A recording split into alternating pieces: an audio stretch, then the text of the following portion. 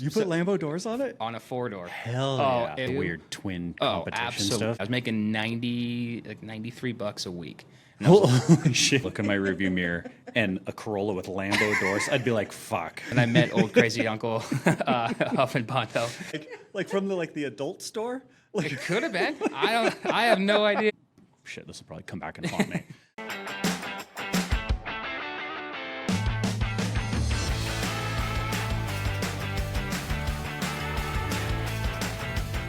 Hey guys, welcome to the Just Gonna Send It podcast. I am your host, Jim Belosic, and I'm joined by our very, very special guest, Devin Espin. Devin, welcome to the pod. Thank you for having me. I appreciate it. Yeah, of course. So you work for us. Yep. What is your title?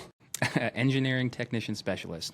Gross. Yeah. That sounds like we just strung together a bunch of things. Gibberish, but it's fine. So what the hell? What do you do? Engineering technician specialist? Yeah. I mean, the specialist part sounds pretty cool. I wonder if we were making fun of you when we wrote that. I wouldn't doubt it. Absolutely. Okay. You're just like, who is this guy? We'll just give him a job. I was going to call you this. like a senior manufacturing engineer or like that all sounds around dope. Sharpshooter cool guy who solves problems. I mean, it's not too late to change it, right? No. Okay. So for those of you listening, we are very title agnostic here. Yeah. I always have to ask people, what's your title again? Yeah, and what do usually you it do? changes every time they say it. So it doesn't matter what your title is here. It's just like do cool shit. Absolutely. And that's what I get to do here. So what do you do? So I'm on the R&D team. So we develop new processes. If there's some equipment or something that needs to be done in the shop, we're designing something, improving processes. I get to work with the guys on the floor, which is kind of my bread and butter. I love working with the guys on the floor. Like for a long time, I was one of those guys, So being like most of my career being on the floor, and then now being in a position where I understand where they come from, I've got this relationship with those guys that they can see where I came from, and that I'm looking out, and it's a great place to be. Yeah. Yeah. You work with the goddamn customers so that the engineers don't have to. Absolutely. Yeah. And I love it. They're all my people. So it works out good. It's a super unique role for us. It's one of the most important roles where you can be a guy on the floor, but then you understand what's happening on the customer side and you understand what's happening on the engineering side. Someone who can go between all of those worlds is super rare. And because usually people are used to like front office or they're used to like the corporate style. They go out on the floor and they do not win over the hearts and minds of the guys there. And right? we've all been there, right? Where you get these guys, it's almost like they're divided, right? And then you got your engineering, you got your managers, you got your guys on the floor, and they're all like different tribes just battling it out all the time. Well, he said this, I don't want to do this. I'm old school. I can't teach a dog new tricks type of thing, Yeah. So it's like, it works out really good. So having the ability to be able to work with all of them and like have that relationship has been great. And to be honest with you, everybody here is just amazing, Everybody's there to help out. My belief is no one wants to do poorly. No, at absolutely work not. or in their personal life. No one wants to be a fuck up. They sometimes they accidentally do. Yeah, but no one wants. Nobody to. wants to be that guy. No. And if you do, you might want to look into yourself a little bit more. Yeah. Okay, so let's jump back a little bit. This is about kind of how you ended up here, and right. And then we'll talk about the future a little bit too. But like, where did you start? Like, where'd you grow up? So I was born here in Reno, Nevada, born and raised. I've traveled all over the place, but grew up here, before Sparks was even a thing, Pyramid Highway, you go out there was nothing. Like we had a local grocery store that you knew everybody with. It was a trip. And so grew up here. And you're a horse family, right? Or yeah, I would say we are, and not, I'm not a horse guy. Like I said, because I know your sister. My sister, yeah. Who is Miss Reno Rodeo? Reno Rodeo, Miss Reno, Nevada. Rodeo, Nevada. Yeah, both. So yeah. Yeah, so you have to go like Rodeo it's like Queen. steps, right? Yeah, Rodeo Queens or whatever. And so I met her because she was our babysitter. Yeah, which was a trip because when I told her that I got a job at SendCutSend, she's like, the Belosics? I'm like, yeah, they're my boss. Like, I used to watch their kids. And like, she was so amped up. Well, and then I'm reading your show notes. So lovely producer Dom interviews all of our guests and kind of pulls out some key elements that we should talk about. Absolutely. And one of them was, I used to do gymnastics with my twin. I'm like, yeah. You have a twin? And I was so confused. And then Aaron's like, yeah, it's Ashley, you idiot. And I was like, oh. cool. I'm surprised you didn't ask if we were identical, because that's the next thing that people find out. If I Yeah, have a well, you twin are sister. not. She is way better looking than you. Yeah. Yes, she is. Okay, so you're growing up in, Yeah. in rural Nevada Yep. at the time, and then, but you learned a lot of fabrication. You learned how to do stuff. Like, how'd you learn all that? So my grandfather, he was in the automotive industry for, his entire life. He still is. He's still building cars, and he's 96 years old. Oh, wow. Still ripping. Still welding. Like he just got a new welding helmet that has prescription glasses. And you can see? Well, now. Oh, yeah, Before he was doing the old auto darkening where his batteries were dead. He's just guessing, and he would run off. I guess if you've been doing it for that long, you're probably still pretty good. Yeah. He's using the Helen Keller method. It's just all by braille, and he just knows where the line is. Yeah, he's a stud. So growing up with him, he's just kind of that dude that can turn shit into ice cream. Anything. He doesn't have cut off wheels. He has cut off wheels, torches, anything, and he goes to the scrapyard and just finds stuff and he builds it. And so I learned a lot with him. I learned more so like what you're capable of doing. Like you can take trash, turn it into great stuff. And I didn't come from a lot of money or anything, so we just took trash and we built cool stuff, hot rods. All sorts of stuff. So that's kind of where my fabrication stuff came from. Was a lot was from him. Yeah. And still to this day, we still build cool stuff together. He calls me all the time, like, "Hey, I have this, I have this charger that I need built. Like, can you help me do the body work on it and stuff?" So he's still doing it, And then throughout the years, as I got a little bit older, most of my family was actually in the automotive industry, which I didn't even know. Kind of a weird thing. Well, they don't want to tell you about old crazy uncle who's been like huffing Bondo for too long. That's exactly it. And then I met old crazy uncle huffing Bondo. And so I came from same family, but they all owned different body shops. And then as I got older, started to hang out with them more because we were busy when we were kids, man. And we were traveling all the time for gymnastics. My sister and I both. I only got in gymnastics because when she started it, we had this like battle where it's like I can't let her do something that I can't do. The weird twin competition stuff. And it's still to this day. To this day. Yeah, she's. You want a better title? I'll give you. Yeah, you have to. Your senior specialist. Yeah, technician. she's some senior thing of HR or whatever. You're a VP now. There you go. Thank you. Yeah, so it's always a battle. Sorry, Ashley. So it's always a battle between us. So whenever we did anything, it was just kind of that, like, I can be better, I can be better, I can be better, which drove us, like, both to be just, humble, successful people, which was great. And I thank Ashley a lot, too, Yeah. She's a great person. Not humble to each other, but you're humble outside. No. Yeah, now we are ruthless. Oh, man. Yeah, the stories I can go on and on about me and my sister are pretty unlimited. That's okay. Yeah, well, maybe that's another episode. Yeah, absolutely. So you're learning stuff from family, from grandpa, whatever. I know there's a story here in my notes where you got a little cold one day, and then he gave you some life-changing advice. Oh, yes, he did. I don't know. I was probably around 14 before I had a driver's license, so 14, 15 years old, somewhere around there. And we're up at Almanor, and we're pouring concrete. And it's snowing, it's dumping, and my job was to be out there with a like a weed torch, trying to keep the ground from the snow. A hell of a pour, yeah. Oh, dude, it was nuts. It was crazy. And so I get down and it's done pouring or half-assed done pouring, and I kind of sneak off to go get hot chocolate and get warm, And the job wasn't done. And my grandfather's one of those guys. Like he's hardcore. How old are you? 6? Yeah. 10 or when this was happening? Yeah. I was 13, 14-ish, somewhere around there, 15 maybe. So I go back to the house, and, I'm, like, bundled up, like, ignoring, Grandpa. Yeah. And he comes in, and he's like, "Where were you?" And I was like, "Well, I was cold." He's like, "You were cold?" He's like, "We needed you out there." And I was like, "Yeah, but I was cold." He's like, "I don't care if you were cold." He's like, "Let me tell you something right now, Devin. Nobody thinks that stupid is cool, and you were stupid." And I was just like, oh, man. Like, for some reason, that hurt. You're the class clown in school, and it's funny at first, but then that guy just becomes an idiot, and you're like, Jesus, shut up. Stupid isn't cool. Stupid isn't cool. So when he told me that, I was like, dang, dude, like, you're right. And that's kind of what changed. That's what changed my perspective on things, and that's what really, like, started my drive to actually, be a better person as far as just keeping the grind going. So coming from a family that's all in automotive, like first car, do you get cool stuff? Can you go to like the salvage area and like build something? No, my first car was a 2000 Toyota Corolla. My parents got for me and Ashley That's to share. terrible. It was terrible. Yeah. But they got it for us to share. It was manual transmission, which was dope. And then my parents learned real quick that, again, Ashley and I, younger age, we did not jive very well. Mm-hmm. And sharing a car was the worst idea you could possibly have because I was bigger, stronger, and cooler. So I'd just kind of dominate and tell her I'm taking the car.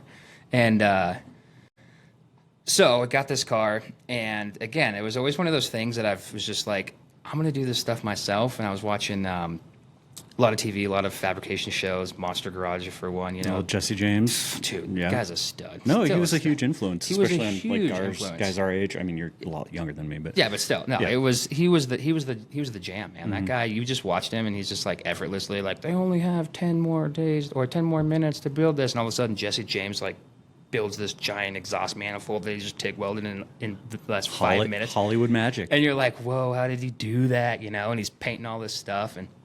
And that's what kind of got me into my career. But so I thought I was like the Jesse James when I was, and this is now I'm about 16 years old. I work at a body shop at this point. It's my first job. We'll go back to that. But my first car, I was like, I want to put Lamborghini doors on this thing. Oh God, on the car that On you the share with four- Ashley? No, we ended up getting separate cars Okay. at this point.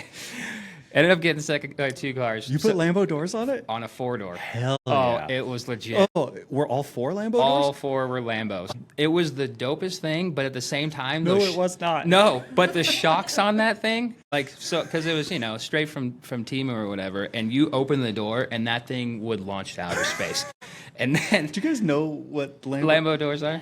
Yeah. Yeah, they open up like they On a come up Corolla? On a on a 4-door? four-door Corolla.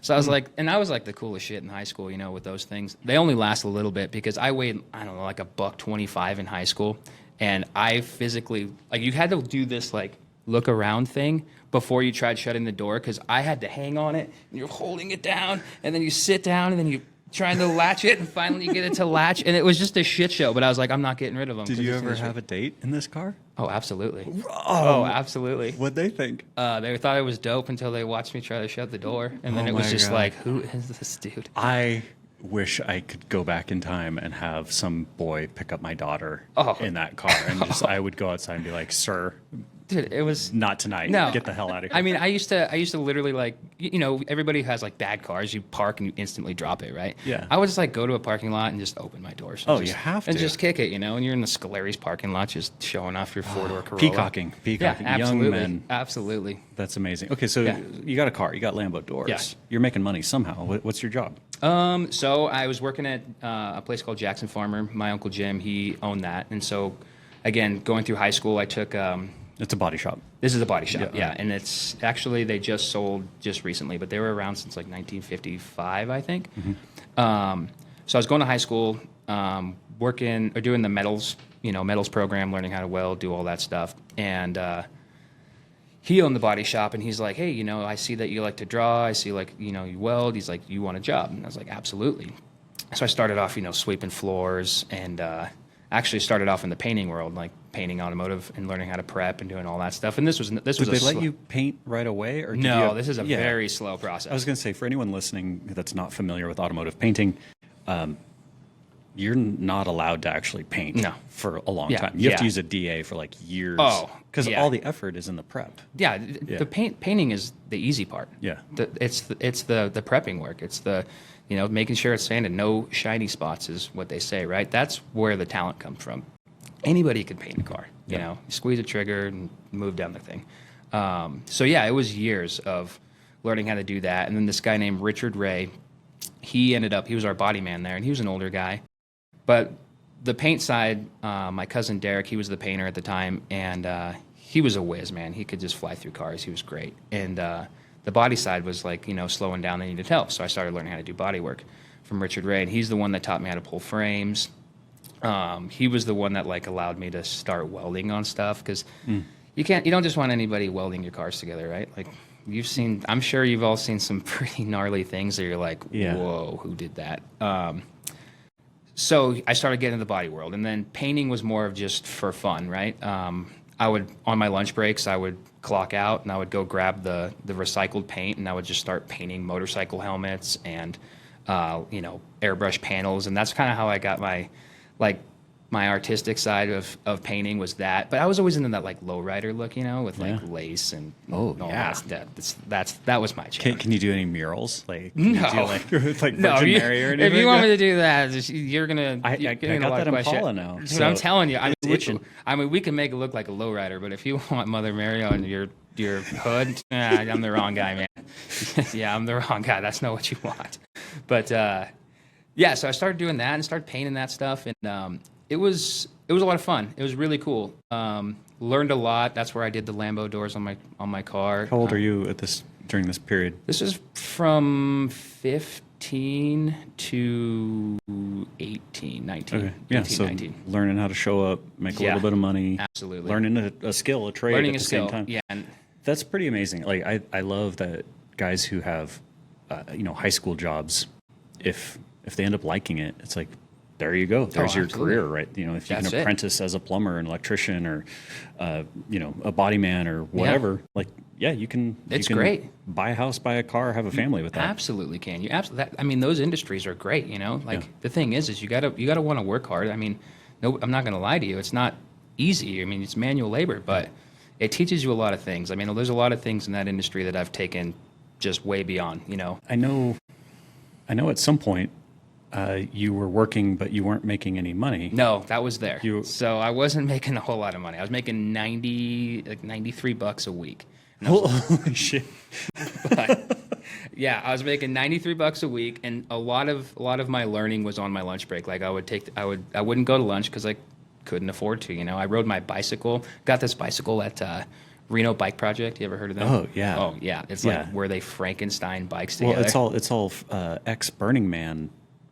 So yeah. like, I don't even think Burning Man would want that. No, like in Reno, Burning Man, people buy bicycles for like a week, and then they go to Walmart, they clean out Walmart of all the bicycles, they destroy them for a week, and then they donate them to Reno Bike Project, and then Reno Bike Project tries to save them, salvage them. And I got one of those bikes, and so I was riding that thing to and from work. Every day, if friends wanted to hang out, I would go. And this thing, every day I was fixing a flat at least 3 times. Because I had those old school bicycle spokes with the rubber band that went around the rim. Yeah. And it was terrible.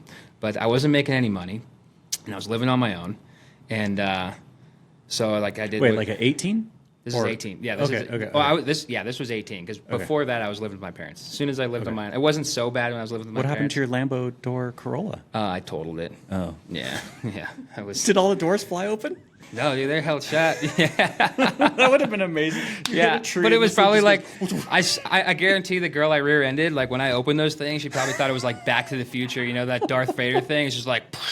Oh my God. Yeah, and I step out. As an adult. You mean the DeLorean? Yeah, but I'm just saying, where you're behind you, the doors come up, and I'm stepping out. She probably thought she was in the Back to the Future. Do you know how sad I would be if I got rear-ended and I look in my rearview mirror and a Corolla with Lambo doors? I'd be like, fuck. But it's a hell of a story. No insurance. Oh, absolutely. I'd be like, zero insurance. Oh, no, luckily I had insurance. But you're not wrong. Absolutely not wrong. You're riding your bike. Mm-hmm. You're making $93 a week. You're Yep. living on your own. Yep. Where? With like...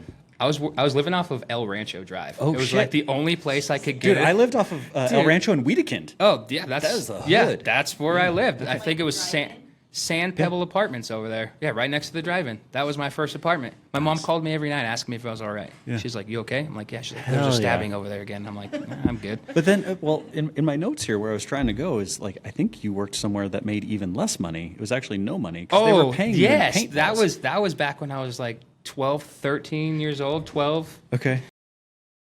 So I started playing paintball, and there's this little paintball facility here in town called HPA Paintball. And I used to go there, and I started playing, and I was paying to play, and they're like, hey, do you want to work here? And I was like, yeah, how much will I get paid? They're like, well, I'm not going to pay you. I'll just give you paint. And I was like, done. So it was the worst deal it was best deal for me, worst deal for my mom, right? Because she's having to drop me off every day to work for a $70 box of paint, but it was amazing. I was the guy that just cleaned up. I reffed, some of the matches and whatnot, but it actually led to something pretty cool because down the road, talking about paintball to people who don't have never really dealt with it, it's just like anything. There's levels, right? There's levels to it. So started playing that, and then eventually started playing a bunch of tournaments, and then I was getting called to go, like, I was playing in Colorado, California, from all these teams, and they're just like, hey, is Devin available? I'll pay for his trip, come up, play. Really? Yeah, so I was playing what they called professional paintball back in the day. Yeah, it was just like NPPL, X-Ball.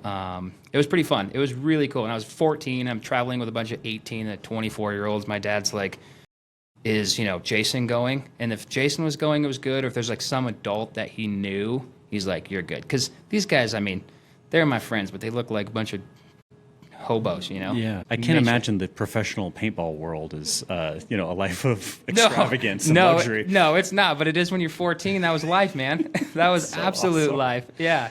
So no, I wasn't making any money there. I was just trading for, like, I was like, hey, dude, that's a pretty cool shirt. Can I get that for payment this week? They're like, yeah. You know what, though? I don't think a lot of people are willing to do that kind of thing. I think it's a test. Like, if you can do something you love and you're going to get better at it, like, yeah, sometimes you do it for free. Oh, absolutely. Way back in the day, like, internships were usually unpaid because it's like, I'm giving you the opportunity to learn. You can't do that now. Yeah, absolutely. But it's like you pay interns now and everything else, but there's a lot of lessons that are learned, like sweeping up, or volunteering or whatever. Like you're learning a trade, on your lunch break, learning how to paint helmets and stuff with free paint. So exactly. I hope there's more of those opportunities out there. Oh, absolutely. I hope there is too. I mean, to be honest with you, that's like the school of hard knocks. Yeah. You do that and you learn more than just what's there. You learn a life lesson. You learn how to show up on time. You learn what it is for someone to give their time to teach you how to do these things, because everybody knows, like the old guy, it's like they're there to make money, and if you're always stepping on their toes or getting in the way, it takes out of their pocket, so them taking the time to train you, and like it's one of those things that you're right, it's nice to have opportunities like that and not look at it as like, how much money am I going to get, but like, what's the benefit? Like, look how much I'm learning, and look like what it's providing me, to go further in life. Some of the young guys here, they'll come up to me and be like, Jim, you know business and investing and stuff. Like, what should I invest in? What stocks? I'm like, what? No, invest in yourself. Yeah, absolutely. Like, learn more so that you can get a promotion or a new skill or something. Like, level up there first. Absolutely. Before you're 19 years old and they're like, I'm going to buy some Apple stock. I'm like, okay, shit, this will probably come back and haunt me.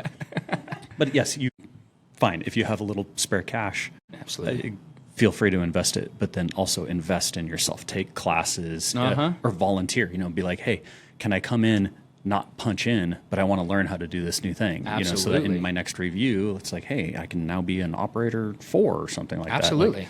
Like, learn trades. Yeah.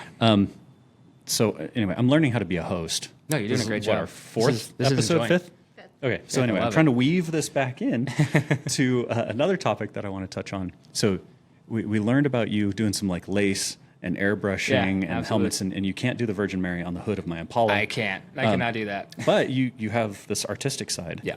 And that artistic side kind of led to some other work too, like, right? Little tattooing, a little side tattooing, business? Absolutely. Okay, man of many, many talents here.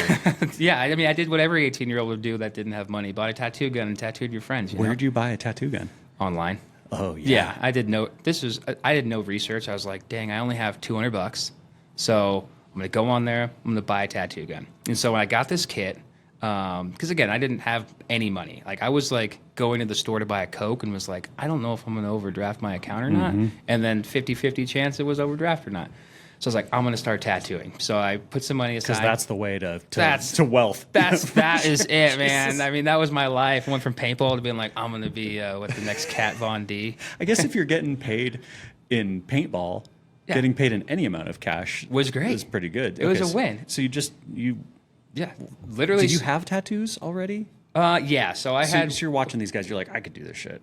Well, yeah, I was 14 when I got my first one. Where? On my ankles. Is it? Oh, okay. I'm not gonna ask to see that. No, it was on my ankles, and it was in the garage. What is it? The audience wants to know. It just says New Age.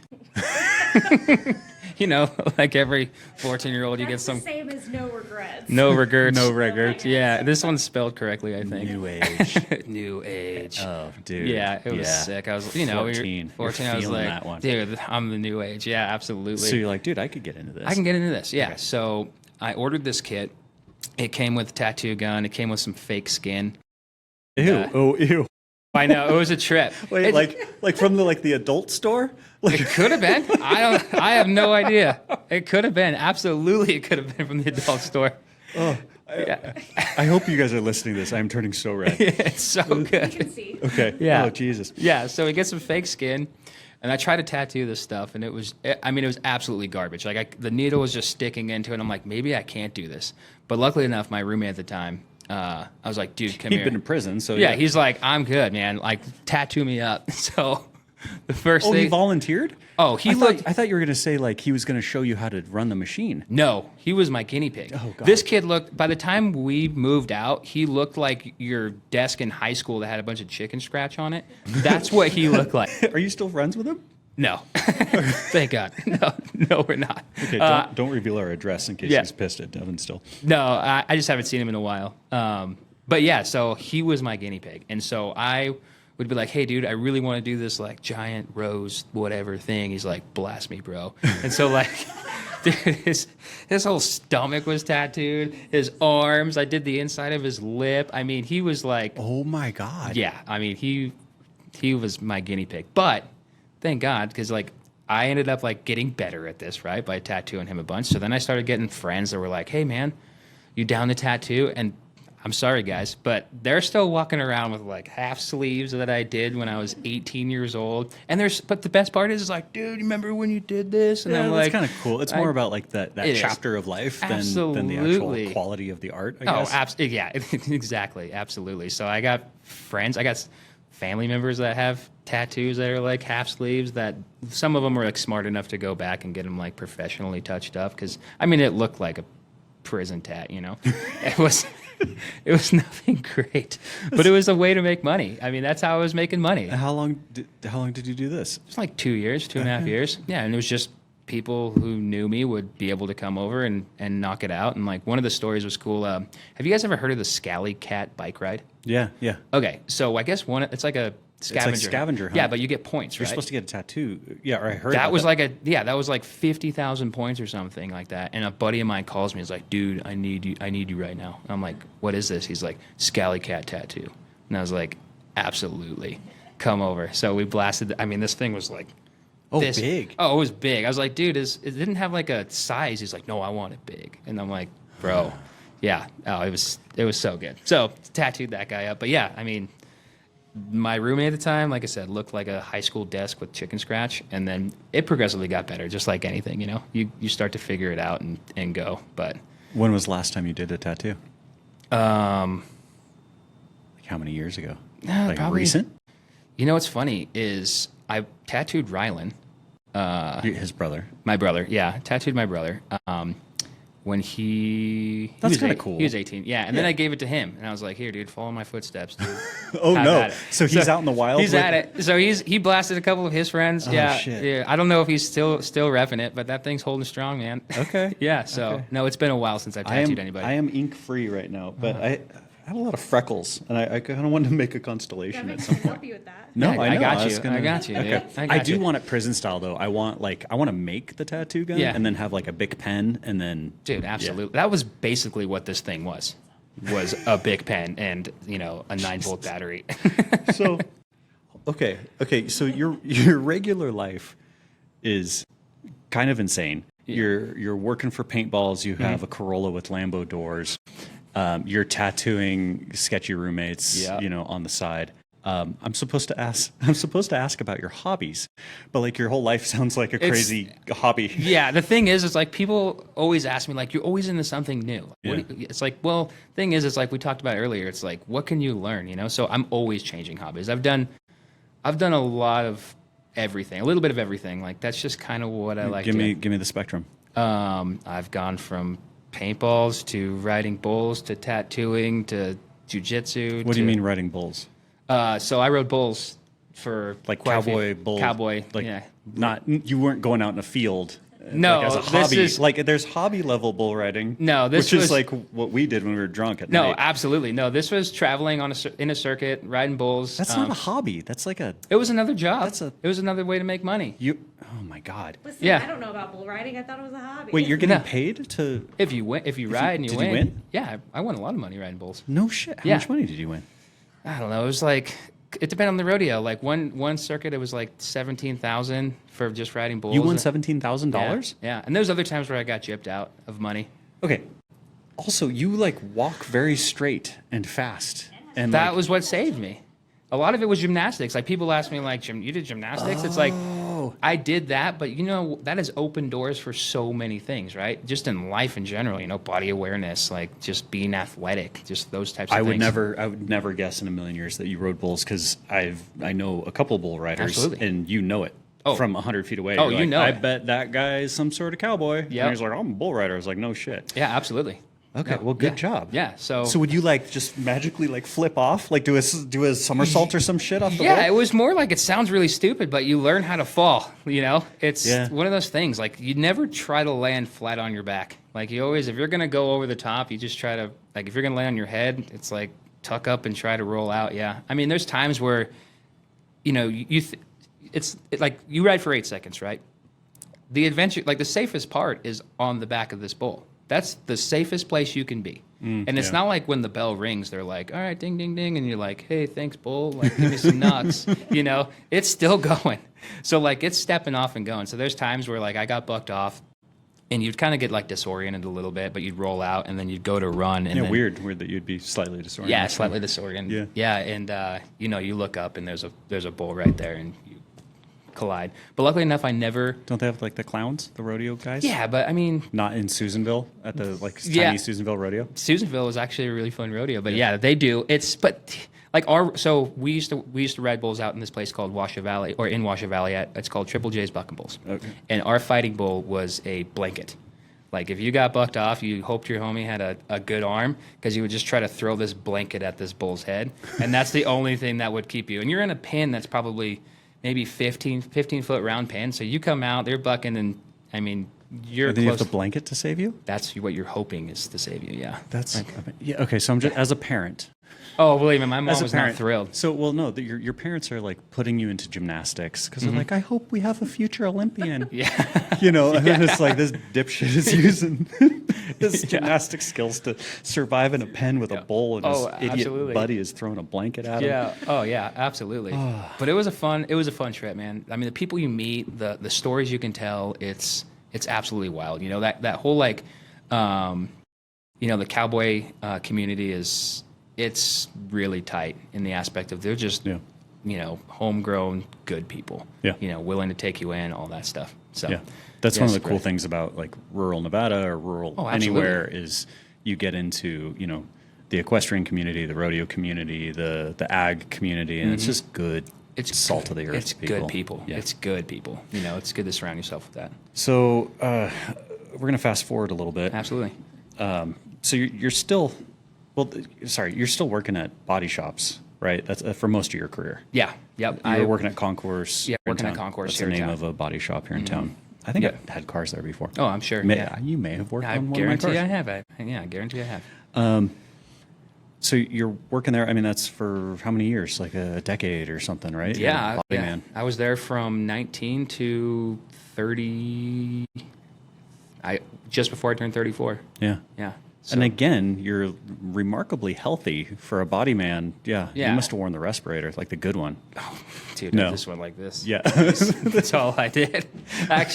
Actually, the funny story about this beard is because of a respirator. So when I was in the industry, I hated wearing a respirator. Mm-hmm. I was not good with it, I promise. I wasn't. And we had this gal. She's like, clean shaven, have to do this thing.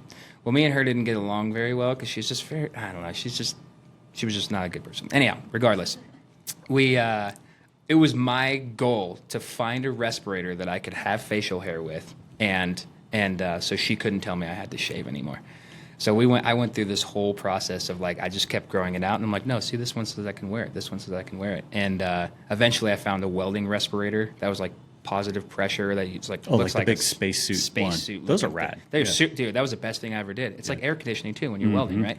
So that's how I grew this beard. I finally found one, and I was like, I don't have to shave anymore. And then I just kept it. And now it's like a staple. I don't think people would look at me the same if I ever shaved it. No, I had a bit of a beard accident about a month ago, and the look of horror that I received from most of my staff, and especially my family, was, you need to hang on to that. Oh, thing. it's not going anywhere. Yeah, I do not wish a beard accident on anybody. No, absolutely We not. canceled filming that week. Yeah, we Yeah. did. Yeah, Did you really? Yeah, absolutely. I think in one of these podcast episodes, though, you can see it's kind of coming back. But Yeah. it wasn't as. I mean, it grows back really quick because that was what, like 2 weeks ago? It's still not quite there. Like, what happened? Yeah, it's coming in a little more gray too this time. Yeah. That gray patch is coming back. Oh, it's good. Okay, so you're Yeah. working in body shops. You're damn good. How do you end up at SendCutSend? How long have you been here? Been here just over a year. Oh, really? Yeah. Oh shit, Just that's like over a dog year. years. Yeah. So SendCutSend is total dog years. I think Wolf said that in the last episode too. It's like a year here is either, it goes both ways. It's like 7 years, but it's also like 7 weeks. Oh, You're absolutely. like, we did so much in a year. It's like It's a absolutely decade. insane, and that's why this place is so great. It's my pace. I love seeing progression. I love that sort of style. Yeah, It's amazing. You seem to roll with it really, really well. Yeah, I love it. I That's do my because I pace. have to, but Yeah. it's rare that like I have staff that can. Yeah, it was literally my life, for forever. I love fast pace. I love seeing progression. It's, when I came here, so I was working in Concourse, and then I met Jay Collin. Our kids played baseball together, and it's funny. The whole season we didn't say a word to each other. It was just like, But he's just eyeing you. He's like, who's that? Who's that good-looking guy? Yeah, with we that both beard? had tattoos, Yeah. and he's just like, yeah, he's just That's how like, you like fly flag to Oh, the other it guy. really It's is. like, I have tattoos I have too. tattoos. Yeah, exactly. And I think he had. Are you into black? Black Rifle coffee? Yeah, absolutely, absolutely. So we didn't say a thing. Then next season comes around, and we both happen to have a game at the same time, and that was like that awkward, like, hey, what's up, dude? Good to see you. Even though that was the most we talked was right there, like, hey, how's it going? Good to see you. And our kids ended up having a birthday party at the same time, and at the same place. So we sat down for like 3 hours, just BSing, and he was telling me what he did, and I'm like, wait, you have machines that cut metal, bend it all, hardware, all this stuff? I was like, I've been doing that by hand my entire life. And he's like, yeah. I was like, are you hiring? Like, as a joke. It was just a joke. And he's like, come check out the facility. Come check it out. So I think he immediately came to me Yeah. too, because he's like, I know this guy. His name's Devin. He's amazing. We need to hire him. And and at the time, I was like, well, what's his expectation of compensation? yeah. And you were doing so much overtime. I was like, holy shit, this guy's making like lawyer money. I don't know if we could match. And Yeah. and I forget what we worked out, but I was like, because you were working what, 80 hours? Yeah, I was 100 hours, or- working like 80 hours a week, but I was flat rate. So it was one of those things that I could go home, but I was like, I'm going to make money. If I'm here, I'm going to make money. So Yeah. I just grinded it out. Yeah, because he was like, dude, this guy's a weapon. We're looking for, like we said at the very beginning, Yeah. we're looking for this hybrid of someone who understands the customer side, and then someone who understands how to talk to the guys on the floor, someone who can navigate the engineers and leadership, and this kind of Yeah. like chameleon, I guess, but in the best way possible. absolutely. Like a not a slimy chameleon, but is there a better word? Better Like, chameleon? I I don't don't know. know, someone with like a lot of empathy and confidence, good character. Anyway, whatever. He's like, this guy's awesome. And I remember, the way I remember meeting you is you were building that van. Yeah. And he's like, I'm going to have Devin bring the van by. That's going to be his resume. Yeah. And it was. It was, We 'cause- hired you based on the van. Yeah, I remember it because you asked me, well, you're like, so how did you design I your van? barely talked to you. No, I know. You came in, you're like, was hey, just how's like, it "Where's going? your I'm Jay." van? Yeah. It's like, I heard you have a van. How did you design it? Wait, tell the, how did you, Yeah, how so, did you design it? so I come in, I take a tour, and then I meet you. And you, me, Wolf, and Jake sit in a room. And you introduce yourself, like, how's it going? He's like, I heard you have a van. And I'm like, yeah, I do have a van. He's like, so how'd you design it? And I was like, I'll be honest, it was a Corolla crane and a napkin. I mean, I didn't have CAD. It was just, I basically was like, I need a refrigerator, I need batteries, I need a solar panel, and these are the ones that I want. And then how do I get it into this tiny little space Yeah, and make it there's look nice? two right answers to that question: crayons and a napkin, Or you're like, well, I prefer NX, and then I do all my FEA in this other program, and then I run everything through the simulation, and then, I theorized about it, and then it all came together, in 1 second. Like that's the Jake Holland answer. Oh, right. It's very, when he did so our good SEMA at it. car, he planned that for months. Oh, and then we built it in a day. Yeah, he is so good at that. Or there's the napkin approach, Yeah. where you crayon it and then you throw it away 20 times. You throw it away 20 times. You're in the middle and you just cut something like, I don't like that. Yeah. And then you throw it away. So you're the crayon guy. Yeah, I'm the crane guy. Okay. Absolutely. And the van, tell us about the van. It's a Sprinter. It's a Sprinter van. It's the hugest Sprinter van I've It's ever seen. Yeah, it's a big one. So they make one that's a little bit bigger. Mine's the 170. They make a 170 extended version, which is like another 2 feet off the back. really? Yeah, but it's 4-wheel drive, diesel. And I bought it because I was like, I was really into hunting and fishing, and I was like, I need a van to go out there. And so it was right when COVID hit. And my wife and I were like looking at vans, but I was like, man, I'm not paying, $180,000, $200,000. No, they're for stupid a expensive. van. Yeah. Yeah. So COVID hit, and I'm just happened to be driving home, and I hear Mercedes of Reno like 0% interest on qualifying buyers, blah blah blah. And I was like, called my wife. I'm like, this is our chance. We could build a van. And you immediately ruined the warranty on it. Absolutely. Yeah. Absolutely, I did. My wife is one of those people that was like, you need to buy the warranty. I'm like, Rachel, we're literally turning it into a conversion van. Like, this thing is not going to be warranted anymore. Yeah. So ended up buying that thing, 0% interest, and built it. Took me. It was just shy of a year, but I make bad decisions making skills. Like, same thing with I buy the car the same time every year, so registration comes up. I decided to buy this thing about always this a time. fun season. Dude, Yeah, I bought it this time, so I was building this thing through the winter. And it was in my driveway. I didn't have a garage to build it in. So it was in my driveway. So I'd have to get home, shovel snow, pull out all my tools, put them back at night. So it took me just about 8 months to build this thing. Yeah. But I'll tell you It was what. a great resume. Oh, yeah, thank you. And a lot of that stuff I didn't know how to do. Like, I've never put a solar system together, all that Yeah. stuff. Like, I wasn't a plumber. I mean, cool thing is with YouTube and all that stuff and just the knowledge again, in the trades, you just learn how to do things. And YouTube's a great source to go on because you'd be like, that's a good idea, but that's not how I would execute The it. instinct to self-educate is the most important instinct Absolutely. that you could possibly have. And, I'm trying to drill that into my son right now. My daughter has it naturally, but my son, I'm like, hey, man, you need to do this. And he's like, well, how am I going to learn that? I'm like, fuck if I know. But, there's YouTube. There's all these other things, because he's like, well, Dad, I want to learn from you. And I'm like, oh, that's sweet. And Yeah. I'll teach you. But if I'm not around, you need to know Dude. how to educate yourself. So, Absolutely. the best way to educate yourself, too, is to have an incentive. All the stuff that I've learned, it's because I wanted to learn it, or I had a hobby, or not Absolutely. bull riding or whatever. But, Yeah, but still, you still had it. Yeah, it was great.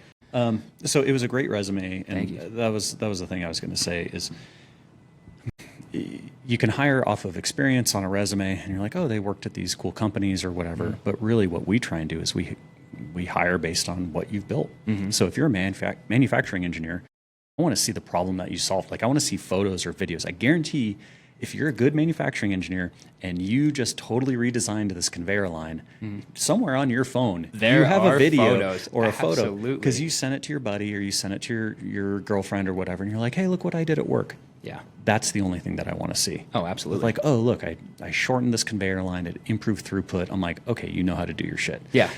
The guys who are just like, they have a lot of words, but no photos But to no back photos. it up. Yeah, I mean, photos are worth 1,000 words? Is Something is like the that. saying A like lot of that? words, yeah. A lot of words. I agree. Okay, so then now you've been at SendCutSend for a year. Yep. Working on cool projects Oh, yeah. every day. You have an I- awesome team. Oh, it's the best. Doing cool shit. Oh, doing cool shit every day.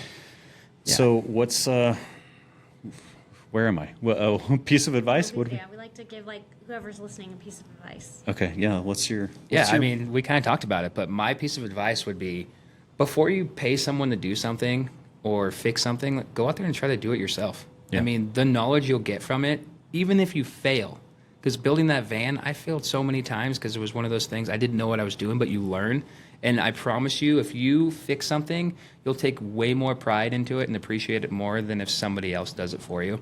So don't be afraid to just get out there and try something. Don't be afraid to try something new, to get out of the norm. It's one of those things that you'll regret it later. You'll regret it later. It's always a good excuse to buy tools too. Oh, absolutely. Yeah, Yeah. if you do it yourself, yeah. Oh, my wife doesn't mind me buying tools because she knows I'm about to do something cool. Yeah. Like she's like, go ahead, go. You can buy that. Yeah. Awesome. This has been super cool. Absolutely. Yeah, thanks for being on. No, thanks for having me. I really appreciate it. Cool. Do we have an outro? Am I supposed to say something? Can you say, like, thanks for listening? Love to have your feedback. Find us on Insta and YouTube at SendCutSend. Can we just use that? Thanks for joining us on today's episode. If you have any questions, comments, or concerns, you can email us at justgonnasendit@SendCutSend.com or find us on socials at SendCutSend at Jim Belosic. Don't forget to subscribe, download, and share with your friends. Thanks again for listening. We'll catch you on the next episode.